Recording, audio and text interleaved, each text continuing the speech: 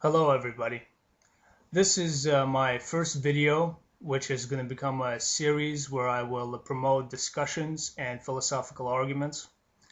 My hope is that everybody who watches this video will send me their arguments for why they either agree with me or why they disagree. And this video is going to be all about Go Green 18 and her recent video about virtue.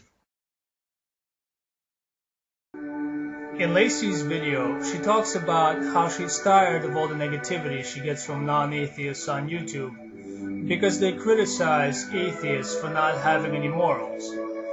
And she tries to deal with this problem by talking about virtues which are important to her, which she believes are shared by these non-atheists, such as Gordon B. Hinckley, the ex-Mormon prophet. Forgiveness and mercy, which ties along with justice. A humble/selfless/giving mindset. I'm going to use Lacey's own definition of virtue, which is human traits which go toward human excellence and perfection. And I would also add that according to this definition, virtue is something that must be practiced as often as possible if you want to become a better person, if you want to better yourself. And when you keep them conscious, you allow yourself to become a better person. Really, it's all about bettering yourself. Forgiveness as a virtue implies that one must try to forgive as often as possible in order to become a better person.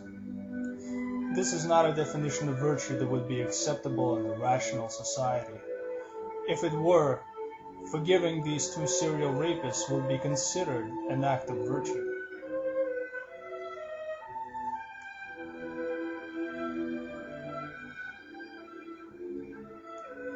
Is there any reason why religious groups are the ones who talk the most about forgiveness as a virtue? Could they possibly have things they'd like to be forgiven for? Is there a reason why they preach that you can't rely on your own judgment to decide who deserves a second chance and who doesn't?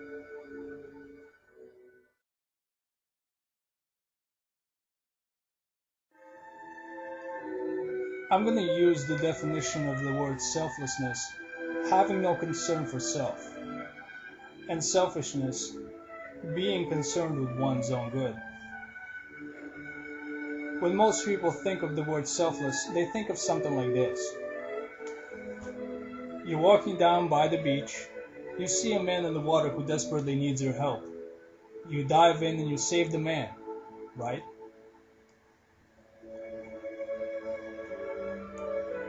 When most people think of the word value, they forget that value doesn't just mean this. For example, if you walk by and allow the man to die, that would mean that you place very little value in human life in general, and that the mere inconvenience of getting wet and being late for an appointment is too high a price to pay to save the life of another human being. This definition of the word selfless destroys the need for any self-generated values and also for identity. It also is dangerous to the concept of self-esteem, creativity, and self-generated inspiration, which is the cause of all positive actions on earth. This ties in perfectly with the Christian dogma that wanting things for yourself is shameful, while taking orders from another human being who is wearing a fancy robe is something to be proud of. According to Christian mythology, Jesus Christ was an innocent man who allowed himself to be tormented for the sake of all the evil people around him who despised him. This is the virtue which Christians for over 2,000 years have strived very hard to emulate. This is the reason why so many Christians throughout history who were honest and innocent had allowed themselves to be tortured by those who were dishonest enough to preach such a moral code and condemn anyone who opposed them for being selfish. Selfishness as we think of it today implies the need to be embarrassed for the mere fact of wanting good things for yourself.